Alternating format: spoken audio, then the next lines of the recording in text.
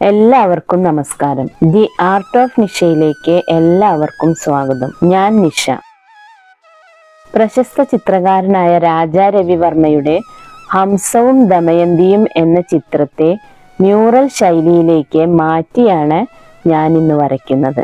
രാജാ രവിവർമ്മയുടെ ഹംസവും ദമയന്തിയും എന്ന പെയിന്റിംഗ് കാണാത്തവര് ചുരുക്കമായിരിക്കും.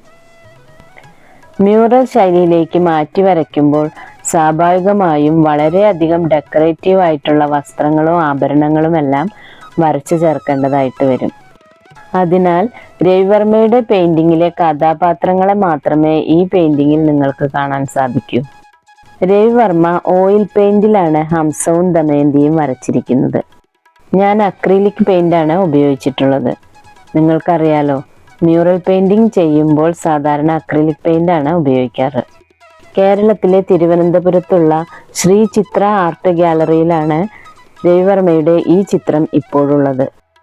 രവിവർമ്മ ഹംസത്തിന്റെയും ദമയന്തിയുടെയും വേറെയും ചിത്രങ്ങൾ വരച്ചിട്ടുണ്ടെങ്കിലും അവയിൽ പ്രശസ്തമായത് ഈ പെയിന്റിംഗ് ആണ്.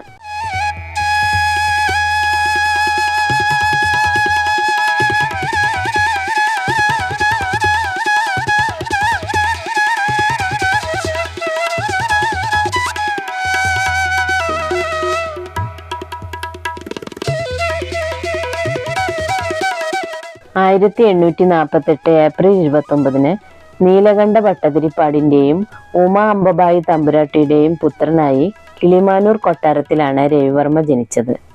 പുരാണ കഥകളോട് വളരെയധികം താല്പര്യമുണ്ടായിരുന്ന അദ്ദേഹം ചെറുപ്പം മുതലേ ധാരാളം ചിത്രങ്ങൾ വരയ്ക്കുമായിരുന്നു. അദ്ദേഹത്തിന്റെ സഹോദരി മംഗളാബായി തമ്പുരാട്ടിയും ചിത്രകാരിയായിരുന്നു. സ്വാതി തിരുനാൾ മഹാരാജാവിന്റെ ആസ്ഥാന ചിത്രകാരനായിരുന്ന രാജരാജവർമ്മ രവിവർമ്മയുടെ അമ്മാവനായിരുന്നു. ഇദ്ദേഹമാണ് രവിവർമ്മയെ ചിത്രകല അഭ്യസിപ്പിച്ചത്.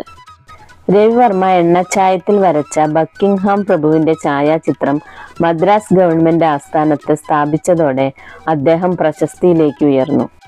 1871 മഹാരാജാവിൽ നിന്നും അദ്ദേഹത്തിന് വീരശൃംഖല ലഭിച്ചു. കൂടാതെ ആസ്ഥാന ചിത്രകാരനായി അവരോധിക്കപ്പെടുകയും ചെയ്തു. 1873 മദ്രാസിൽ നടന്ന കലാപ്രദർശനത്തിൽ പല യൂറോപ്യൻ ചിത്രകാരന്മാരുടെ ചിത്രങ്ങളെയും പിന്തള്ളി രവിവർമ്മയുടെ മുല്ലപ്പൂ ചൂടിയ നായർ വനിത എന്ന ചിത്രത്തിന് 1ാം സമ്മാനമായ സുവർണ മുദ്ര ലഭിച്ചു. അതോടെ അദ്ദേഹത്തിന്റെ പ്രസിദ്ധി കടൽ കടന്നും പരക്കാൻ തുടങ്ങി. ഇതേ കൊല്ലം തന്നെ വിയന്നയിൽ നടന്ന ലോക കലാ പ്രദർശനത്തിലും ഇതേ ചിത്രത്തിന് തന്നെ സമ്മാനം ലഭിച്ചു. ഇതോടെ ഇന്ത്യയിലെയും വിദേശത്തിലെയും പത്രങ്ങൾ രവിവർമ്മ എന്ന പ്രതിഭയെ പ്രകീർത്തിച്ച് ലേഖനങ്ങൾ പ്രസിദ്ധീകരിച്ചു. 1874 മദ്രാസിൽ വെച്ച് നടന്ന കലാപ്രദർശനത്തിൽ തമിഴ് സ്ത്രീയുടെ ഗാനാലാപനം എന്ന ചിത്രം 1ാം സ്ഥാനം നേടി. 1876 മദ്രാസിൽ നടന്ന പ്രദർശനത്തിന് ശകുന്തളയുടെ പ്രേമലേഖനം എന്ന ചിത്രം അയക്കുകയും ചിത്രകലയിലെ വിസ്മയമായി ആ ചിത്രം വാഴ്ത്തപ്പെടുകയും ചെയ്തു. അങ്ങനെ 28 വയസ്സ് തികയുന്നതിന് മുമ്പേ രാജാ രവിവർമ്മ ലോക പ്രശസ്തനായി തീർന്നു.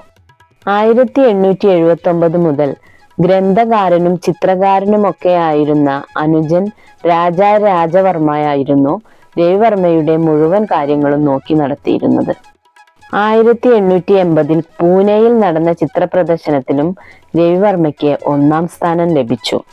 1893 ഷിക്കാഗോയിൽ നടന്ന ലോക ചിത്രമേളയിലേക്ക് മലബാർ മനോഹരി, അച്ഛൻ ദാ വരുന്നു, വധു തുടങ്ങി 10 ചിത്രങ്ങൾ അയച്ചിരുന്നു.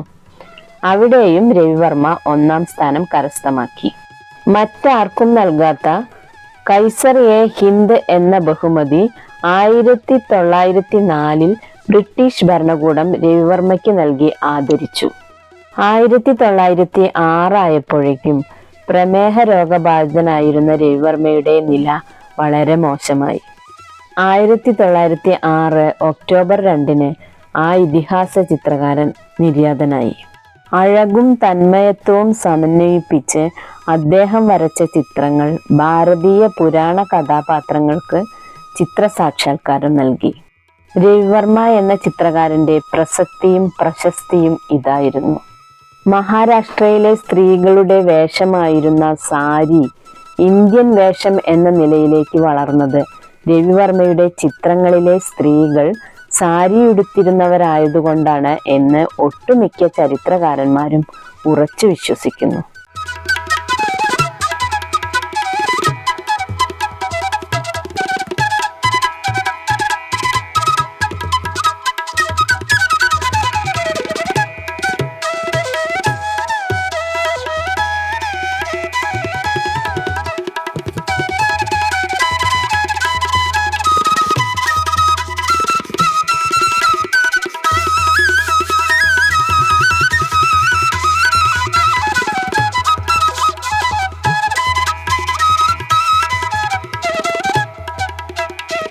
രവിവർമ്മയുടെ ഹംസവും ദമയന്തിയും എന്ന പ്രശസ്തമായ ഈ ചിത്രത്തിൽ അവതരിപ്പിച്ചിരിക്കുന്ന കഥാസന്ദർഭത്തെക്കുറിച്ച് വിശദമായി അടുത്ത വീഡിയോയിൽ ഉൾക്കൊള്ളിക്കുന്നതാണ്. ഇന്നത്തെ വീഡിയോ ഇവിടെ പൂർണ്ണമാവുന്നു. നിങ്ങൾക്ക് എല്ലാവർക്കും ഇന്നത്തെ വീഡിയോ ഇഷ്ടപ്പെട്ടു എന്ന് കരുതുന്നു. ചിത്രങ്ങളെയും ചിത്രകലയെയും ഇഷ്ടപ്പെടുന്നവർക്കായി ഈ വീഡിയോ ഷെയർ ചെയ്യാൻ മറക്കരുത്. സബ്സ്ക്രൈബ് ചെയ്യാത്തവർ സബ്സ്ക്രൈബ് ചെയ്യണം. അടുത്ത വീഡിയോയിൽ കാണുന്നത് വരെ എല്ലാവർക്കും നന്ദി, നമസ്കാരം. Thank you.